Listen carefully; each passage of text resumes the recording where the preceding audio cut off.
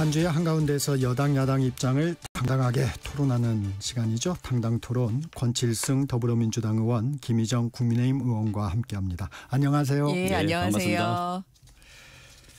정기국회 개회식에서 상징적인 장면이 연출이 됐습니다. 지금의 국회 상황을 보여주는 것 같습니다. 한복과 상복의 대비, 이 상황에 대한 두 분 소회부터 먼저 들어보겠습니다.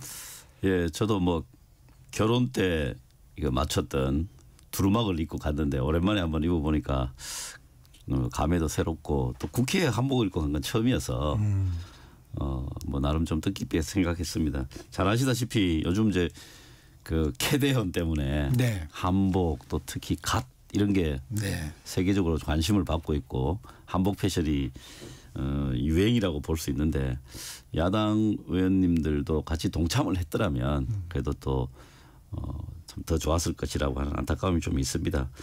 그런데 뭐 동참을 뭐 하고 싶지 않으셨다면 그냥 평복으로 입고 오셨으면 뭐 그나마 또 이해할 만한데 국회 개원식에 상복을 입은 것은 저는 좀 너무나 많이 나갔다. 또 국민들께서도 이해하기 어려운 상황이다. 저는 그렇게 보고요.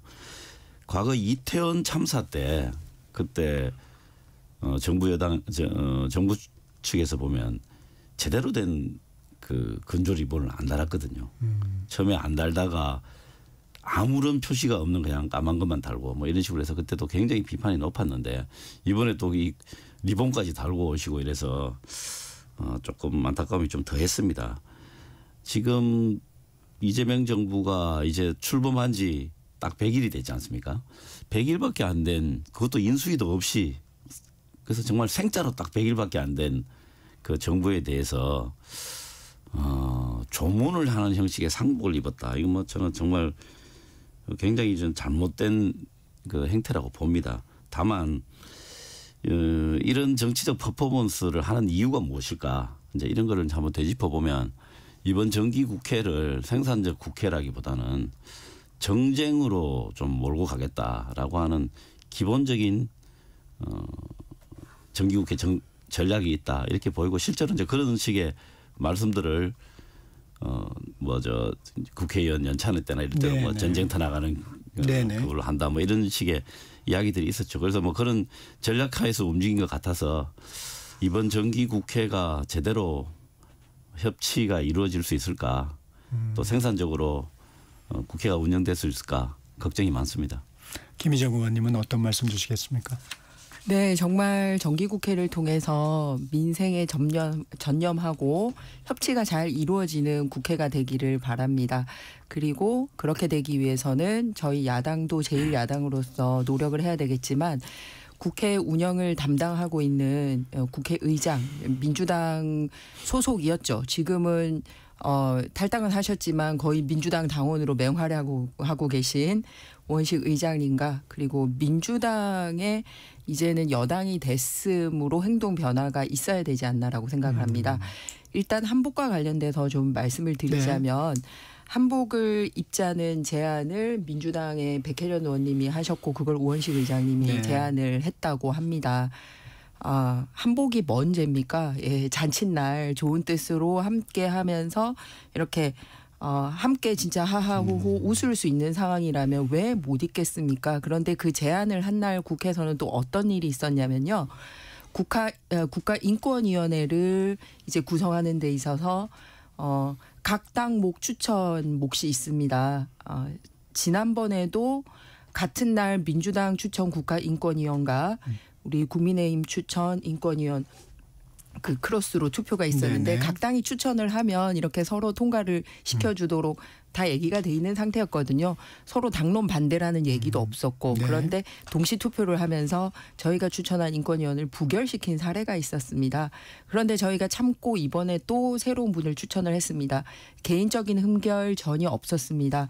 어제 인사청문회 때 나왔던 뭐 최교진 교육부 총리의 그런 막대한 후회 좀 알아보고요. 그런 것과는 뭐 전혀 상관없는 우리 쪽에서 추천한 분에 대해서는 개인적인 비리나 도덕적 흠결 없었습니다.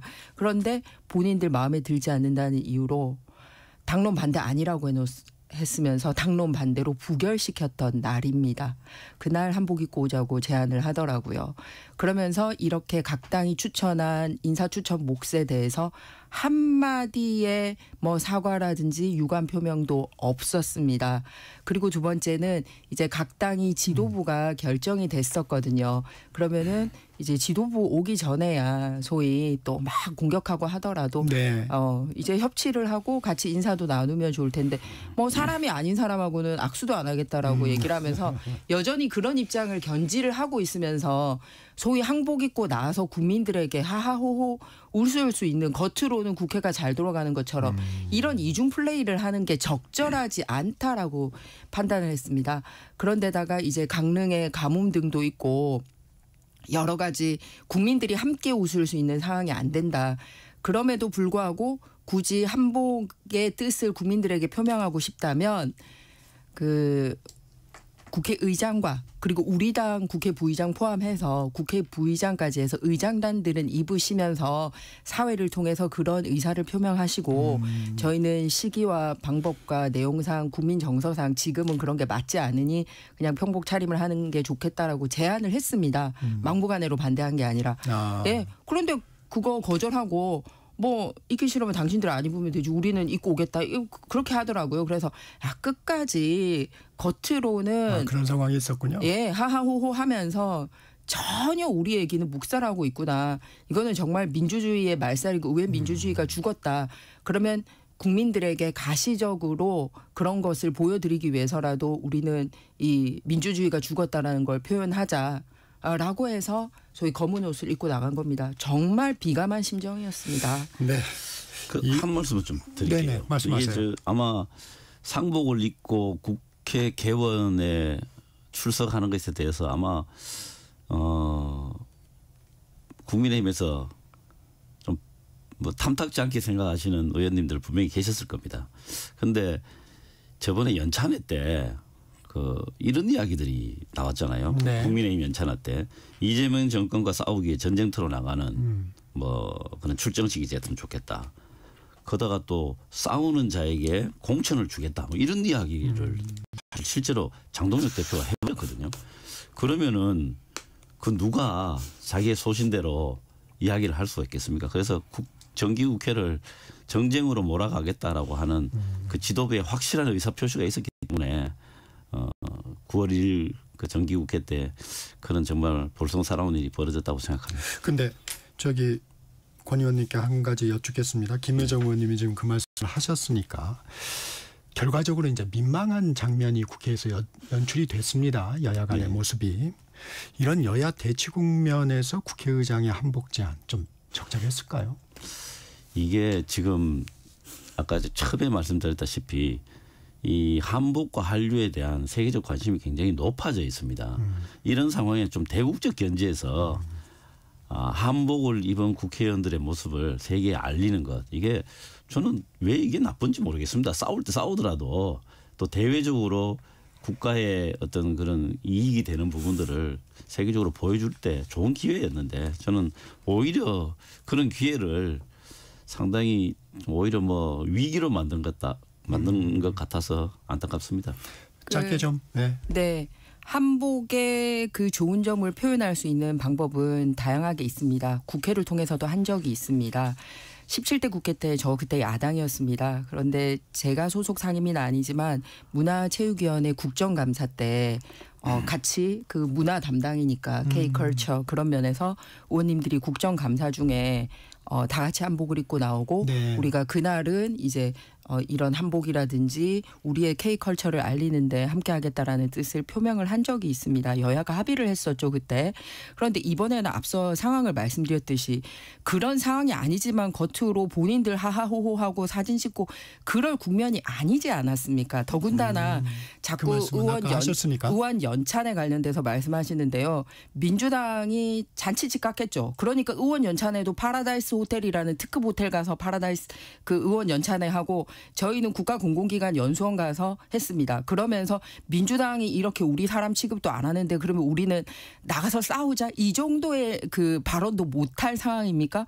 열심히 하자라는 의미의 그런 표현이었습니다. 그거를 가지고 시비를 걸 정도라면 정청래 대표 등에게 빨리 여야 협치를 하도록 권하는 게 더 민주당이 해야 될 일이지 않나 생각하고 제가 그 민주당이 그날 막 진짜 강릉 가뭄이나 이런 상황에도 불구하고 사진 찍는 걸 보면서 참 안타깝게도 춘향전에서 암행어사 출두할 때 그 장면과 그 노래 구절이 생각났습니다. 뭐냐면 정말 그 망아리에 담긴 향기로운 술은 백성의 피다. 노랫소리 높은 곳에 백성들의 원망하는 소리 높더라. 그 장면이 생각날 경지였습니다. 그런 심정을 헤아려 주시길 바랍니다. 네, 이제 주제에 좀 집중해서 가시죠. 네, 최규진 교육부 장관 후보자 인사청문회 얘기 좀 해보겠습니다. 어떤 부분에 주목하셨는지 이건 김희정 의원님이 먼저 좀 말씀 주실까요? 일단 그 잘했다고 칭찬받을 부분이 하나도 없었습니다. 그리고 앞서 낙마한 이진숙 교육부총리가 그리울 지경이었습니다. 이렇게 사람이 없습니까? 한 가지 항목만 걸려도 탈락될 정도로 여러 가지가 나왔는데요. 일단 음주운전 전력 을 통해서 음주운전도 문제지만 완전 내로남불 이중잣대를 한 것도 볼 수 있었습니다. 본인은 0.187 그 소주 3병 정도에 해당이 됩니다. 그러면서 본인이 교육감으로 재직하면서는 음주운전 교직원이나 공무원을 10건에 대해서는 정직하고 강등하는 듯 강력 징계를 했습니다. 그러면은 본인도 그 대상입니다. 그런데 이제 본인은 그런 일이 없었다는 듯이 입 다물고 있으면서 굉장히 강력하게 징계를 했는데 소위 공직사회에 령이 안 서죠. 자기는 그러지 못하면서 라고 생각을 할 수 있다는 겁니다. 그리고 두 번째는 이진숙 교육부총리가 사실 표절 때문에 낙마한 사유가 굉장히 컸었거든요. 그런데 마찬가지로 이제 이번 최규진 후보자 경우도 논문 표절 문제가 있었습니다. 심지어는 교육감을 하면서 이 표절 문제에 대해서 역시 다른 사람에 대해서는 강하게 징계를 한 걸 볼 수 있습니다. 영재고 교장이 학교 경영계획서를 표절했더니 직위해제를 처분했습니다. 그러니까 본인의 폴트에 대해서는 굉장히 눈을 감고 똑같은 거에 대해서 교육수장으로서 다른 사람에게는 엄한 처벌을 했던 게 굉장히 이중적인 잣대를 가지고 있다는 부분에서 문제가 됐습니다.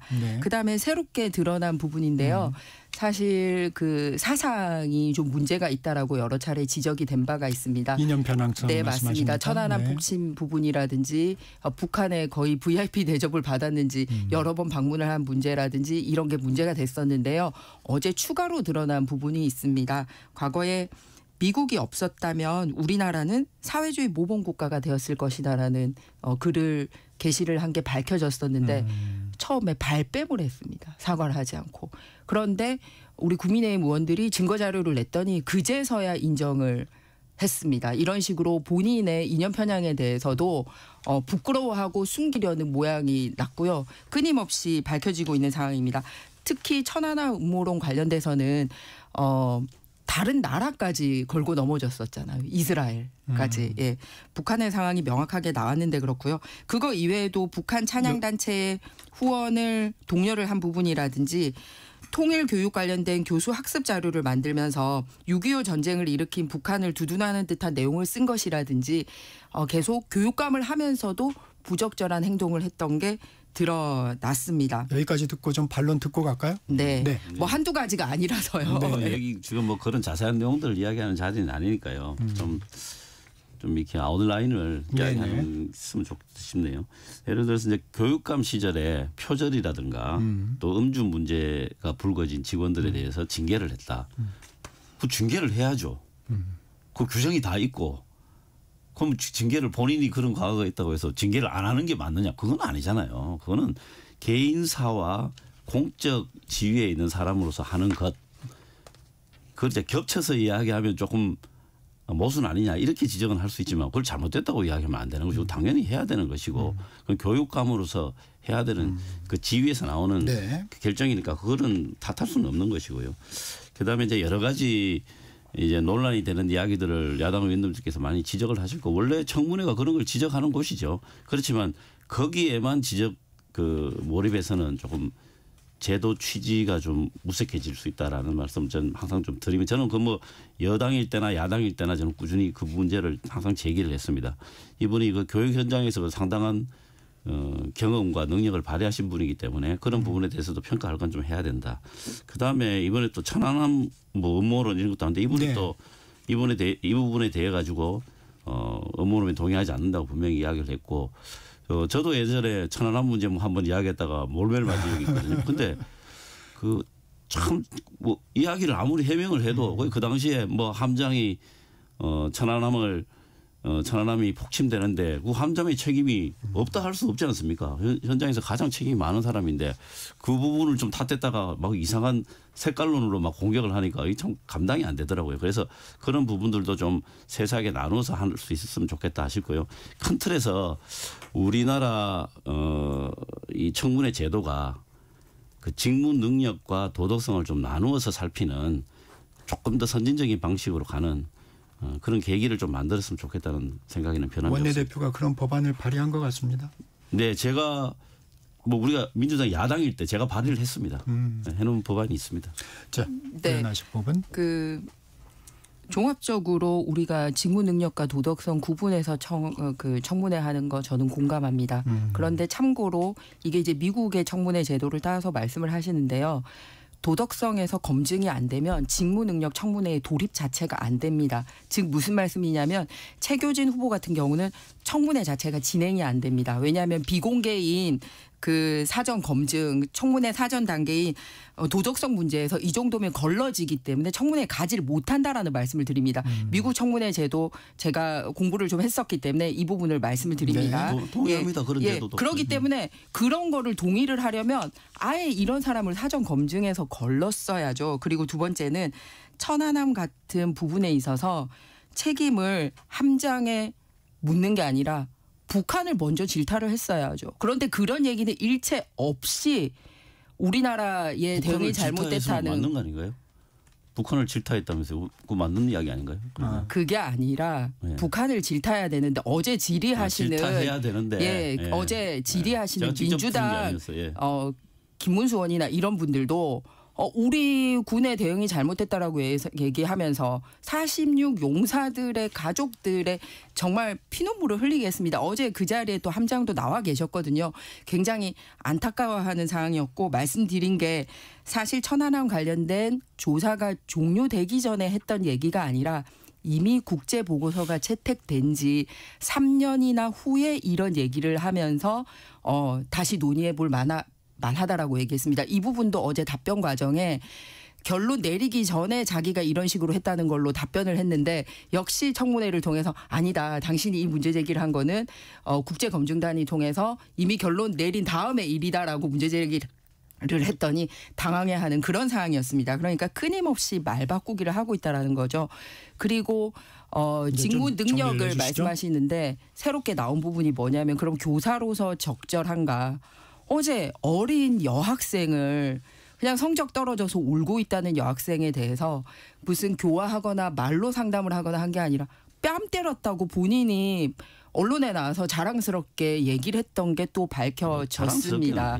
그 장면을 보세요. 하하하하 웃으면서 전혀 반성하지 않고 얘기를 했거든요. 그러니까 학생에게 폭력을 한 행위 그리고 음주운전을 문제 삼은 이유는 뭐냐면 학생을 잘 알려면 뭐 자취집에 들어가가지고 같이 목욕도 하고 술도 같이 마셔봐야 된다라고 이 제대로 된 교육관을 가지지 못한 분이라는 게 여러 군데서 드러났고 어제도 그거를 확인하는 자리였습니다. 그렇기 때문에 어디서도 그렇죠. 업무 능력에 관련돼서는 보여준 장면이 없었고 교육자로서 인성이 굉장히 문제가 있구나라는 거를 보여주는 청문회였습니다. 그거 하나만 지금 말씀하신 내용 중에 이제 그 인터뷰 내용을 보면 이거예요. 이제 최교진 후보자는 전교 1등 아이가 전교 12등을 했는데 성적표를 주는데 울기 시작을 하더라. 근데 12등한 아이가 울면 꼴찌는 죽어야 하냐. 응?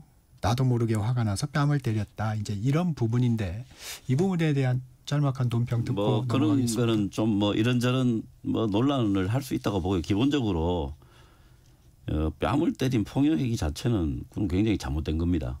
잘못되었고 그 부분에 대해서는 본인도 잘못되었다고 시인을 하고 뭐 사과를 한 거 아닙니까? 그래서 그 행위 자체를 문제 삼거나 말 한마디를 딱 끄집어내서 문맥을 엮어서 이야기하면은 그러면은 그게 본질과 다른 이야기가 되겠죠. 그래서 이제 뭐 다시 한번 말씀드리지만 이 인사청문회가 한두 가지 사실들을 끄집어내서 서사를 만들고 그거를 정치 공세로 활용을 하는 그런 게 지금 대세를 이루고 있다고 저는 생각합니다. 그래서 좀 그런 방향으로 가지 않도록 우리 김희정 의원님께서 먼저 좀 앞장서 주셨으면 고맙겠습니다. 그동안 낭만은 요 하나 정도만 나와도 낙막감입니다. 어린 여학생에게 그렇게 위로를 하는 게 상담을 하거나 이렇게 좋은 방향으로 얘기를 한 게 아니라 자기도 모르게 뺨 때릴 정도의 인성을 가지고 있다라는 게 드러난 부분이지 않습니까? 자, 저는 또 여기까지 좀 부산 하실까요? 의원으로 한 가지 더 문제 지적을 하고자 합니다.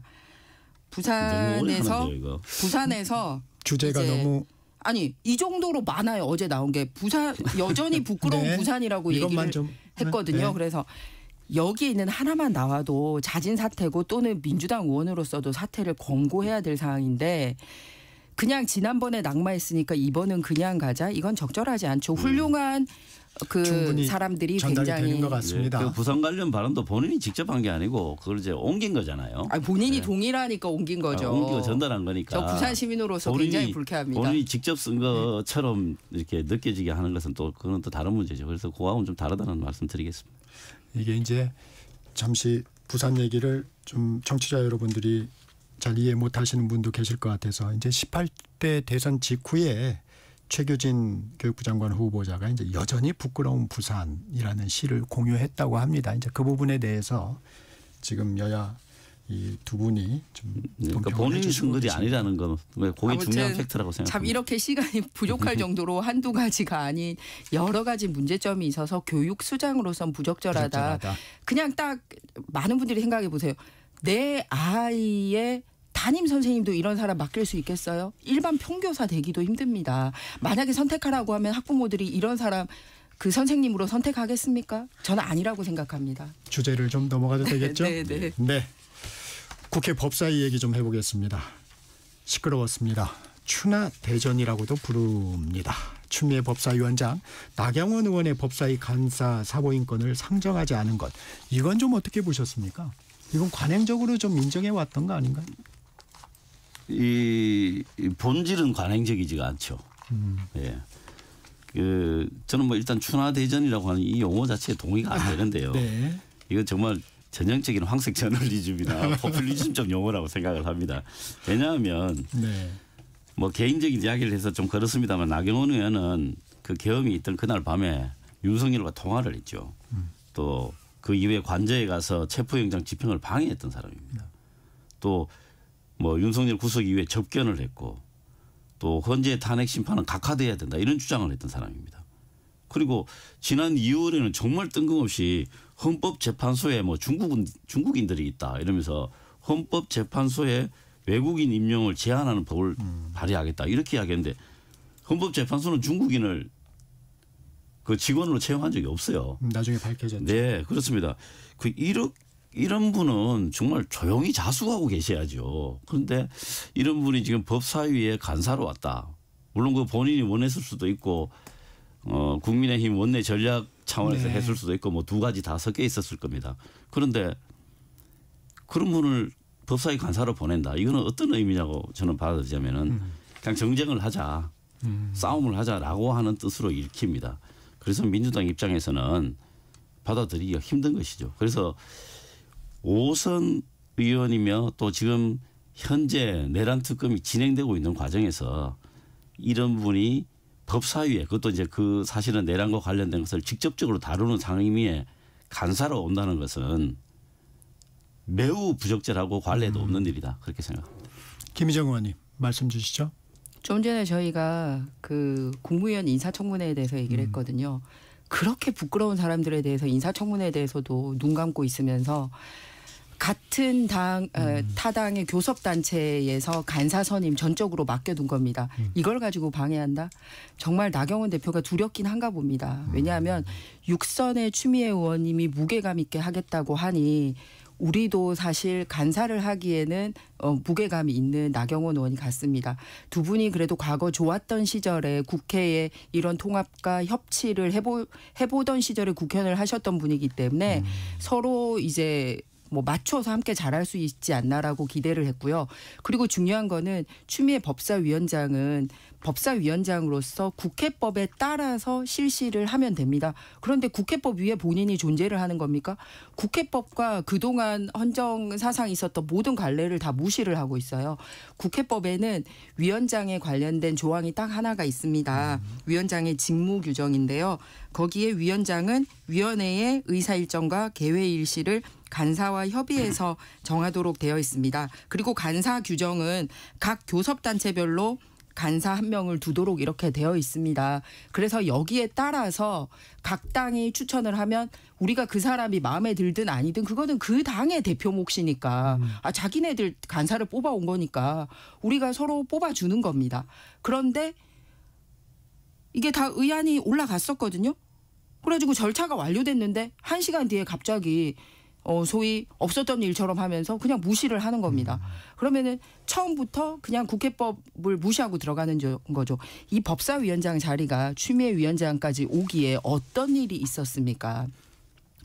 국회에 이 모든 혼란을 만들었던 정청래 위원장이 법사위원장을 하면서 야당 의원들 그 당시에는 여당이었습니다만 소수당이라고 입 막고 피감기관 사람들에 대해서도 했잖아요. 그런데 당대표 나가겠다고 해서 뿌려쳤던 자리입니다. 그리고 왔던 이춘석 법사위원장임에도 불구하고 정말 국회 본회의장에서 차명으로 주식 거래해가지고 없어졌던 자리입니다. 없어졌던 자리입니다. 그 다음에 이제 추미애 위원장이 온 자리입니다. 집중을 해야죠. 자중해야 될 쪽은 민주당입니다. 옛날에 있었던 이야기는 걸 다 국회를 해가지고 이렇게 길게 이야기하면 이게 토론이 됩니까? 권칠승 의원님 그런 자리가 법사위원장 자리입니다. 이 정도 되면 제 말을 들어주세요. 이 정도 되면 너무 많이 들었어요. 지금 법사위원장을 저희 당에 저도 모자랄 상황입니다. 관례대로라면. 그럼에도 불구하고 법사위원장을 인정하고 우리 당 간사를 우리가 뽑겠다고 얘기를 하고 그리고 왜 하필이면 나경원 의원 같은 사람을 왜 간사로 보내냐고요. 나경원 의원이 지금 범죄 사실이 있습니까? 범죄 사실이 굉장히 의심이 되죠. 의심이 되죠. 네. 그런데 민주당의 법사위원들 구성은 범죄 사실이 있어서 이미 재판이나 수사를 받고 있는 사람들이 법사위원회 구성을 하고 있습니다. 정리를 좀 해주시죠. 그러면 본인들은 이미 재판을 받고 있거나 수사를 받고 있는 사람들로 구체적으로 누구를 이야기하시죠? 박지원 의원님 서해 공무원 피격 사건으로 재판 중입니다. 전현희 의원님 올 9월에 무혐의 되기 전까지 작년부터 지금까지 법사위원으로 있으면서 재판을 받고 잠시만요. 검찰이 했던 행위들 아닙니까 그게? 두 분 잠시만요. 좀 제 발언을 마무리할 수 있도록 해주십시오. 좀 짧게 좀 하십시오. 민주당은 법사위원들의 실제로 기소가 되거나 재판을 받고 있는 자들로 꽉 채우면서 정치적인 레토릭으로 나경원 간사를 이게 안 하겠다. 국회법 어디에 그게 가능하도록 되어 있습니까? 아니 지금 잠시 쉬어가겠습니다. 옹호했던 사람을 법사위 간사로 세우는 게 그게 제대로 된 정당입니까? 자 쉬어가겠습니다. 양당 토론 없습니다. 저는 신방 각하된다고 했잖아요. 두 분 잠시만요. 체포영장 집행을 방해하고. 공모한 적 없습니다. 그렇게 법을 당당 토론 쉬어가겠습니다. 네, 잠시 후 3부에서 돌아옵니다.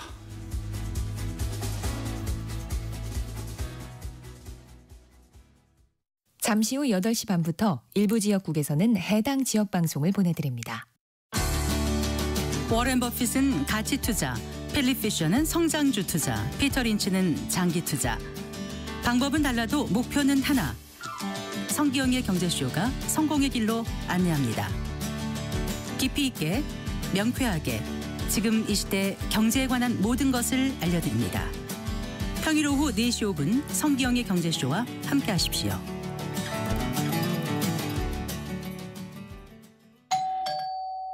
편지 왔습니다. 퇴근길 지친 당신에게 힘이 되는 뉴스를 전해드립니다. 매일 저녁 5시 5분 당신과 함께 읽는 세상 이야기 KBS 1라디오 뉴스레터 K. 지금 시각은 8시 30분입니다. KBS.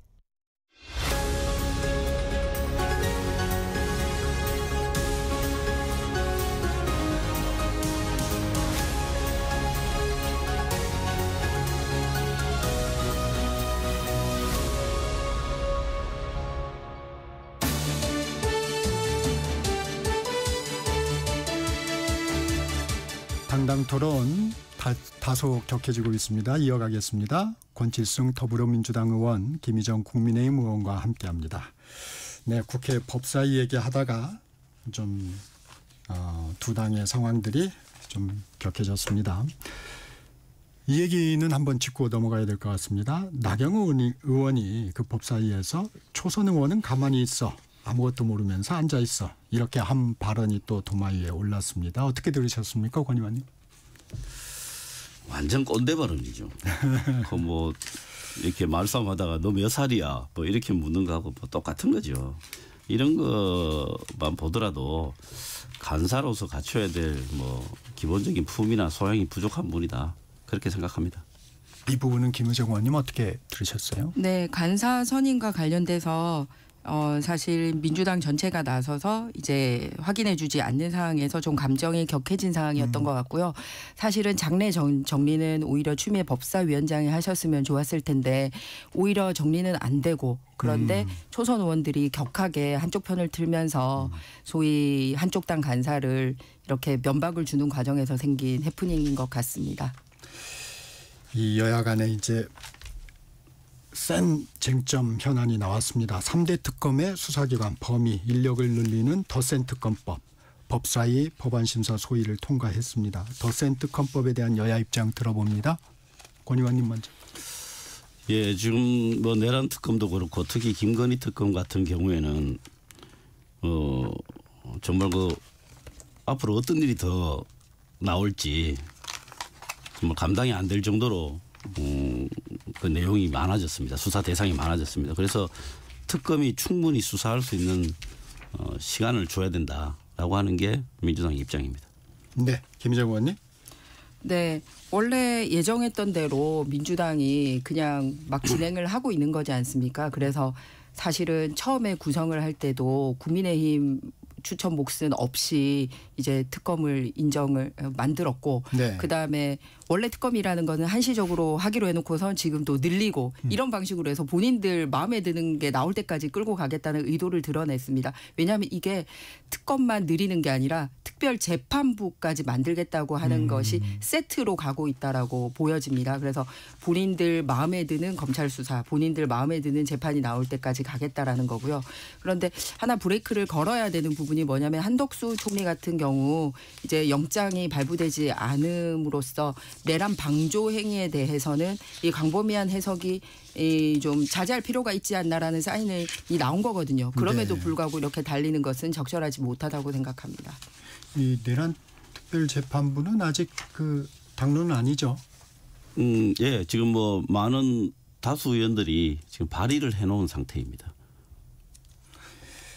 이 CCTV 얘기도 좀 여쭤보겠습니다. 윤석열 전 대통령 체포영장 집행 과정의 CCTV 이 대국민 공개를 하는 게 맞습니까? 안 하는 게 맞습니까? 어떻습니까?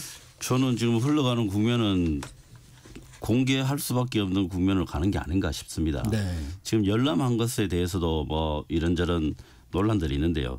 이 문제의 시작을 좀 짚어봐야 됩니다. 왜냐하면 이 영상이 언급된 이유가 윤석열 변호인 측에서 이 특검이 독직 폭행을 했다. 이게 매우 심각한 주장을 한 거죠. 그래서 특검을 검찰에 고발을 했습니다. 그리고 변호인단의 이 또 주장이 매우 구체적이거든요. 특검 관계자 10여 명이 달려들어 앉아있는 의자를 통째로 빼려다 바닥에 떨어뜨렸다. 네. 팔을 너무 세게 잡아당겨 빠질 것 같았다. 이러면서 마치 윤석열 전 대통령에게 심각한 물리력을 행사한 것처럼 이렇게 주장을 하고 사실 법적 조치까지 지금 한 겁니다. 네. 그렇다면 그 사실관계를 확인하지 않을 수가 없는 상황으로 지금 현재 와 있는 것이죠. 그런데 전직 대통령에 대한 어떤 법적 조치 또 수사 이런 내용이기 때문에 굉장히 신중하게 지금 접근하고 있는 단계이긴 한데 계속 이런 논란을 짚으면 결국에는 그 영상을 공개할 수밖에 없지 않을까라고 하는 뭐 지금 그런 추측이 됩니다. 김희정 의원님, 이 당내 신동욱 의원이 아니 민주당 의원들이 본인들만 보고 본인들 입맛에 맞는 설명만 할 바에는 CCTV 공개해서 국민 판단에 맡기자 이런 의견도 나왔습니다. 어떻습니까? 이런 거는 정치적 판단보다는 현행법에 대해서 제대로 된 해석을 하는 게 가장 좋을 것 같습니다. 그래서 사실 이 공개 부분에 대해서는 민주당 의원들과는 달리 정성호 법무부 장관이 입장을 표명을 한 적이 있고 네. 그러다 보니 이제 열람을 하게 된 거죠. 그런데 열람 이후에 사실 공개되지 않은 영상이 이미 유출이 됐기 때문에 이거는 굉장히 심각한 사안으로 보여집니다. 전직 대통령이기 때문에 특별한 대우를 받아서도 안 되고요. 특별히 더 피해를 봐서도 안 됩니다. 모든 사람은 똑같이 대해져야 되고 생각합니다. 그런데 피의자나 수감자에 대한 인권이 깡그리 무시되는 장면을 본 거기 때문에 이게 그냥 이번 단순 사건 하나로 보여지지 않습니다. 그래서 영상을 민주당 의원과 조국혁신당 의원만 열람을 했는데 네. 어찌됐든 영상이 지금 밖에 이제 짧게 19초 정도가 지금 유출이 되지 않습니까? 네. 그래서 이 부분에 대해서는 정확하게 사실 규명을 할 필요가 있다라고 생각합니다. 왜냐하면 이게 형집행법하고 개인정보보호법하고 그다음에 공공정보공개법 등에 위반되는 부분이기 때문에 이 부분에 대한 사실 규명이 필요해 보입니다. 물론 이제 진위 여부가 확인은 명확히 돼야 될 텐데 일부가 유출된 것은 뭐 그게 뭐 진본이고 그 유출되는 과정에서 불법이 있다면 그거는 그것대로 네. 법에 의해서 처리하면 되는 것이고요. 만약에 공개가 필요하다는 공감대가 생기면 적법 절차에 따라서 뭐 공개해야 되겠죠. 내란 특검 상황도 짚어보겠습니다. 내란 특검이 계엄 당시 국민의힘 원내대표였던 추경호 의원에 대한 자택, 의원실을 압수수색을 했는데요. 내란 중요 임무 종사자 혐의입니다. 피의자 신분인데요. 현직 의원들에 대한 강제 수사 폭 넓어지고 있습니다. 특검 수사 상황 어떻게 보고 계십니까, 김희정 의원님? 일단 협조를 해야 될 게 있다면 협조를 하면 되겠죠. 그런데 지금 특검이 압수수색하는 거를 보면 피의자가 아닌 참고인에 대해서도 똑같은 방식으로 강압적으로 진행하고 있다라는 게 문제가 되고 있습니다. 어제 이제 조지현 의원 같은 경우도 이제 참고인 신분이었고요. 그리고 저희 사무처 당직자가 개인 비서가 아니라 이제 원내대표실 뭐 비서라든지 행정국으로 이렇게 발령을 받아서 저희 순환 근무를 하고 있거든요. 네. 그런데 그렇게 근무한 저희 당직자들 집까지 다 압수수색을 했습니다. 그리고 추경호 원내대표가 간 이후에 몇 차례 원내대표가 바꿨는데도 국회에 있는 국민의힘 원내대표실을 이제 압수수색을 했습니다. 그러면 사실상 거기서 무슨 자료가 남아있거나 할 사항은 아니거든요. 그리고 뭐 그 직원들이나 이런 경우. 그런데 이런 식으로 뭔가 문제가 있는 듯이 보여지게 강압적인 이런 수사를 하고 있다라는 게 상당히 문제가 된다라는 거죠. 민주당이 했던 얘기를 제가 한번 살펴봤습니다. 지금 서영교 의원이 예전에 이재명 대표의 법인카드 관련돼서 경기도청 압수수색했을 때 했던 얘기가 지금 딱 그대로 돌려주고 싶은데요. 네. 뭐냐면 그 정치인에게는 압수수색을 한다는 것 자체가 왜 그냥 정치 생명을 끊으려는 행위다. 그러니까 실제로 뭐 참고인인지 피고인인지 뭐 이런 거 상관없이 지금 제가 하는 말은 덧붙이는 거고 정치 생명 끊으려고 하는 거다. 목숨까지 끊는 사례가 있다. 이렇게 말할 정도로 이 압수수색 자체가 주는 정치적인 상징적인 의미에 대해서 강하게 질타를 한 바가 있습니다. 그리고 정청래 의원이 불법 대선 자금 수수로 이제 당사 압수수색을 당한 적이 있거든요. 민주당의 정진상 실장 때문에. 그랬더니 뭐라 그러냐면 침탈이라고 얘기를 했습니다. 이거는 완전히 대선 자금 수수라든지 돈과 관련된 비리 이런 건데도 압수수색을 할 때 침탈이라고 표현을 했었거든요. 네. 그래서 본인들이 했던 게 있으면 이 부분에 대해서 서로 맞춰갈 필요가 있지 않나. 그리고 특히 국민의힘 같은 경우는 원하는 자료가 있으면 그 부분에 대해서 이제 협조를 하겠다라는 뜻을 표명했는데 그냥 참고인 신분인데도 지금 그냥 말씀하시는 다- 건 이미 제출 방식을 얘기하는 네, 겁니까? 맞습니다. 그래서 네. 전혀 실제 수사의 그 적정성을 확보하기 위한 압수수색이 아니고 그냥 뭔가 문제 있구나라는 거를 상징적으로 보여주려고 하는 행위지 않나 이런 생각이 듭니다. 권 의원님이 국회 본청에 대한 압수수색 지금 얘기했던 대로 이 이미 제출 형식은 안 되는 겁니까? 그거를 뭐 상당히 협의를 하고 또 실제로 그렇게 진행된 경우도 있었죠. 근데 이 압수수색이라고 하는 게 뭐 특검이 하고 싶다고 하는 게 아니죠. 네. 법원에서 판단을 하는 거죠. 예, 법원에서 필요성을 인정해서 이제 발부가 된 영장을 근거로 해서 하는 거기 때문에 특검이 뭐 자의적으로 한 것처럼 이제 이야기가 되는 것은 조금 사실과 다르다고 보고요.